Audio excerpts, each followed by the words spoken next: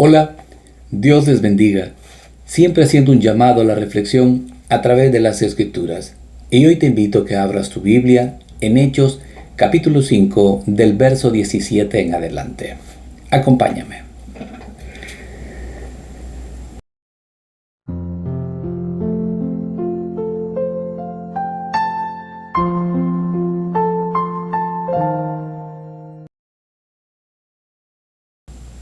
¿Eres un discípulo del Señor Jesús?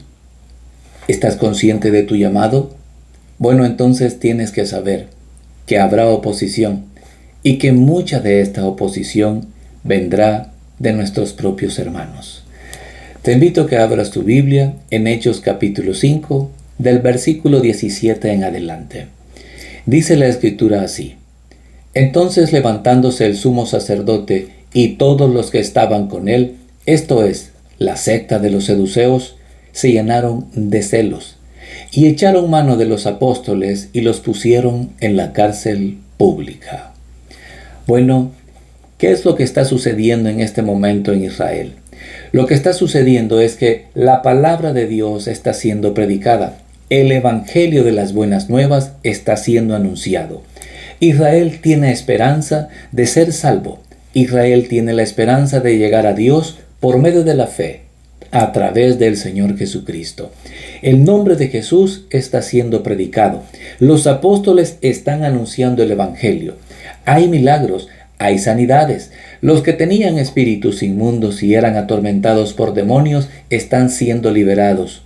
De tal manera que muchos de otras aldeas venían para escuchar el evangelio y traían a sus enfermos con la esperanza de recibir sanidad en el nombre de Jesús.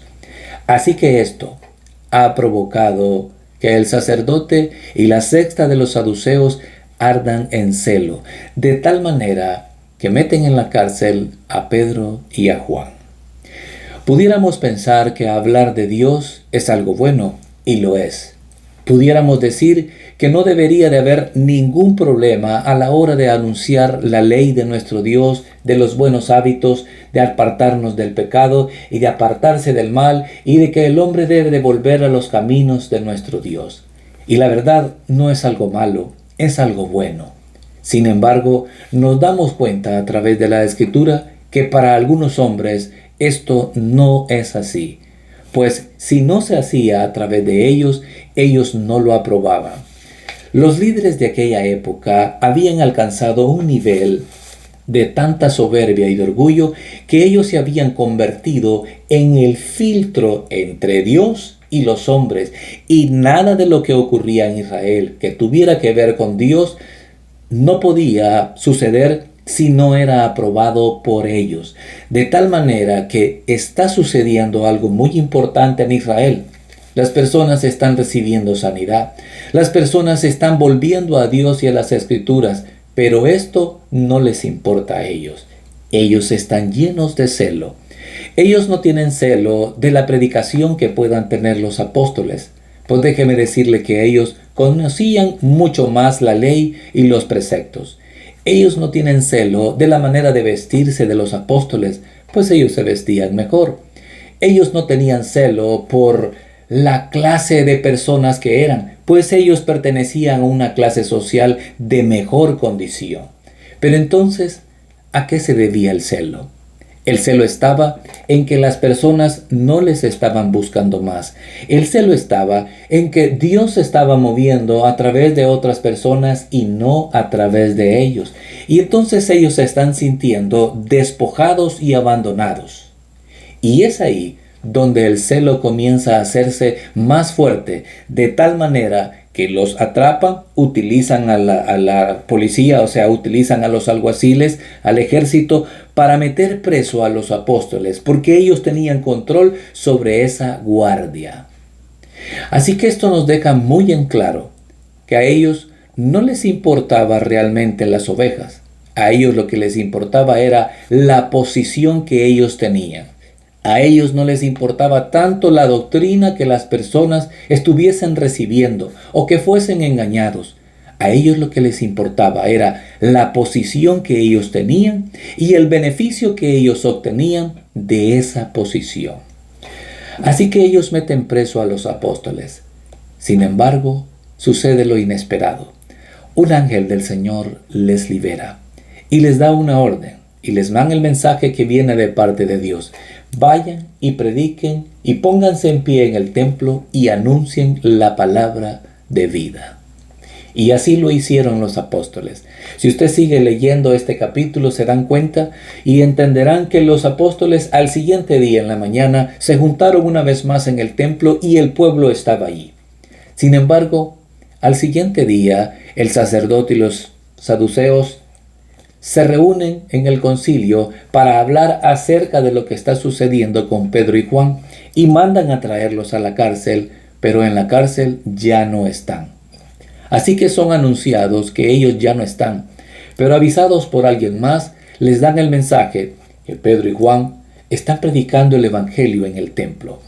Así que se va el jefe de la guardia y los trae. Sin embargo, dice la Escritura que ya no los traen con violencia, sino que los traen en paz, porque tenían temor de ser apedreados por el pueblo. El pueblo estaba observando el liderazgo religioso de aquella época, pues estaba en evidencia que había un celo. Estaba en evidencia que lo que estaban haciendo era por envidia y porque Dios no estaba obrando a través de ellos. Sin embargo, dice la Escritura que cuando mandaron a traer a Pedro y a Juan, comenzaron una vez más a intimidarles y a decirles: les mandamos que no predicaran este evangelio.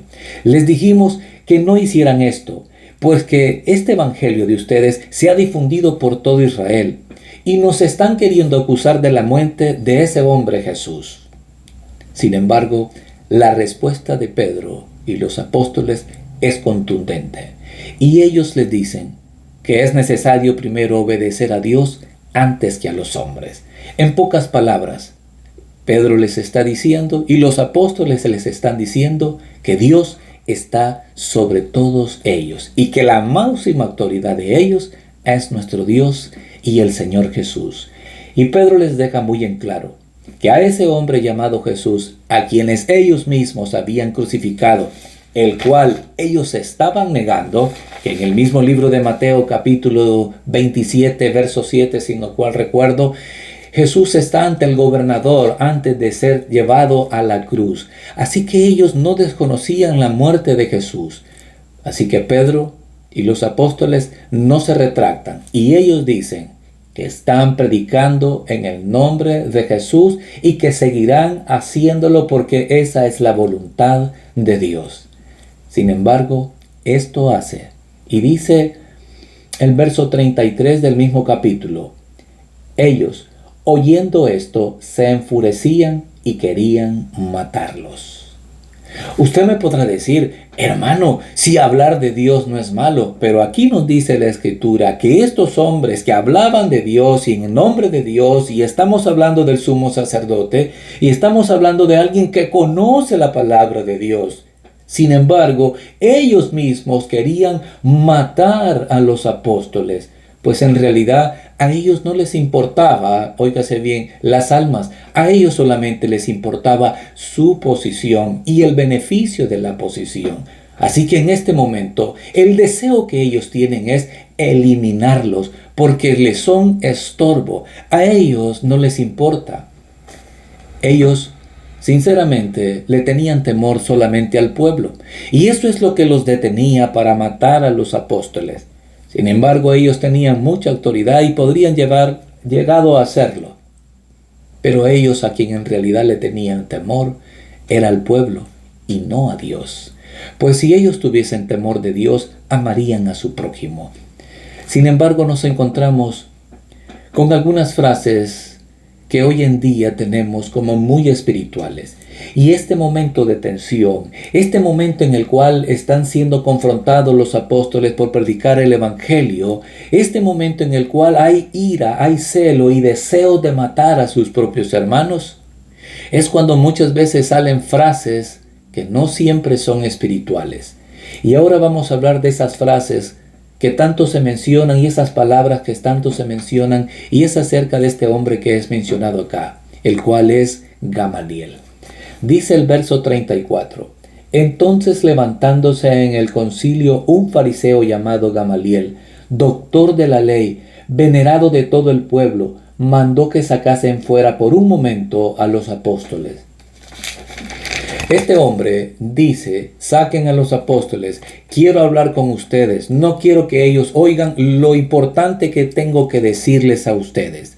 Y Gamaliel comienza a hablar con ellos y comienza a decirles que deben de hacer algunos recuerdos y memoria de que ya se han levantado otros con esta misma intención de querer ganarse al pueblo y de anunciar que ellos son un Mesías. Y mencionan a un tal Teudas. Y mencionan también a un tal Judas. Pero dice Gamaliel que cuando estos hombres murieron, aquellos que eran sus seguidores se disipaban y terminaba aquello. Ahora veamos estas palabras que son consideradas espirituales. Y dice el verso 38, ahora os digo, apartaos de estos hombres y dejadlos, porque si este consejo o esta obra es de los hombres, se desvanecerá. Mas si es de Dios, no la podréis destruir. No seáis tal vez hallados luchando contra Dios. Cuando nosotros escuchamos estas palabras, llegamos a tomarlas como unas palabras muy espirituales. Pero déjeme decirle que Gamaliel no está hablando por Dios. Gamaliel está hablando meramente en una posición de astucia, pues él no quiere perder la popularidad que él ha ganado por ser un buen judío, por ser un buen fariseo, por cumplir la ley y tener mucha reverencia y ser muy prudente. Sin embargo, estas palabras no son espirituales, ni tampoco es la sabiduría de nuestro Dios como un principio, pues él solo tiene temor de perder, óigase bien, la popularidad, pues el pueblo tiene la mirada puesto en esa reunión que ellos tienen y qué es lo que va a suceder con los apóstoles. Así que Gamaliel está hablando con astucia. Él no está hablando en el nombre de Dios. Él no está diciendo, miren, lo más sabio, lo mejor, lo más espiritual es esto. Porque déjeme decirle que él está hablando y está pensando, y las palabras que él dice son estas, y se las quiero recordar. Apartaos de estos hombres y dejadlos, porque si este consejo y esta obra es de los hombres, se va a desvanecer. Mas si es de Dios, no la vas a poder destruir. En pocas palabras, él está diciendo, dejemos, y si esto crece, entonces va a ser de Dios. Lo que él está diciendo es, en pocas palabras, bueno, si es de Dios, entonces me interesa. Pero ahorita, como no tengo la seguridad que es esto, entonces solamente me convierto en un espectador pasivo. Y así hay muchas personas hoy en día, como espectadores pasivos. Y cuando se les pregunta acerca del ministerio de alguien, las palabras que ellos citan son las de este hombre Gamaliel. Hermano, si eso es de Dios, eso va a crecer. Y si no es de Dios, eso se va a desvanecer. Pero déjeme decir que esas son palabras meramente llenas de astucia. No son palabras espirituales, pues eso solo demuestra que no conocen cómo actúa Dios sobre sus hijos. Eso solo demuestra que no conocen a Dios. Y algo más triste, pero créame que es algo muy triste, es que ellos y Gamaliel, sencillamente Gamaliel, estaba negando la evidencia de Cristo. Gamaliel estaba negando la evidencia de que Cristo había muerto y había resucitado, a pesar de que era en su tiempo. Gamaliel estaba negando la evidencia de que había milagros en el nombre de Jesús. Gamaliel estaba negando que el pueblo estaba ahí y que había milagros y que eran auténticos. Gamaliel, a pesar de ser un fariseo, alguien que conoce la voluntad de Dios, está negando la evidencia. Así que no es de extrañarse que hoy en día muchas personas nieguen la evidencia de Dios, pues sencillamente niegan la evidencia o no conocen cómo actúa Dios para bendecir y moverse a través de otros. ¿Cuál es el llamado a la reflexión que en esta hora traigo? Y creo que he sido un tanto claro y específico acerca de estas palabras que son utilizadas con astucia por muchos líderes hoy en día. con la intención de opacar, minimizar, despreciar y sembrar cizaña en varios hermanos. ¿Cuál es la reflexión? Si a nosotros nos hubiese tocado pasar por lo que los apóstoles pasaron, que déjeme decirle que muchos de nosotros hubiésemos retrocedido y nos hubiésemos callado. Así que esta palabra de ahora es un reto para nosotros. Es un reto para todos aquellos que se consideran discípulos del Señor, para todos aquellos que nos consideramos llamados a la predicación, pues debemos de entender que encontraremos oposición, encontraremos rechazo social, encontraremos rechazo evangelístico, encontraremos bloqueo, encontraremos amenaza, encontraremos que nos echarán de las iglesias, encontraremos líderes que nos dirán abiertamente que deben de irse porque si es de Dios, allá van a hacer su ministerio. Encontraremos a gente así porque solamente tiene celo, porque no conoce a Dios ni el movimiento de Dios. Así que te animo, te exhorto a que sigas adelante con valor y que tengamos la mirada puesta en la meta y en el supremo llamamiento. Y solo quiero recordarte que el Señor Jesucristo murió valientemente en la cruz por ti y por mí. La carta segunda de Timoteo nos dice que Dios no nos ha dado un espíritu de cobardía, sino de poder y de dominio propio. Así que hoy te animo a que sigas adelante y que no te detenga ante las amenazas y ante frases que son dichas con un tinte de espiritualidad, pero que en realidad no tienen nada que ver con Dios. Esto es un llamado a la reflexión. Dios les bendiga.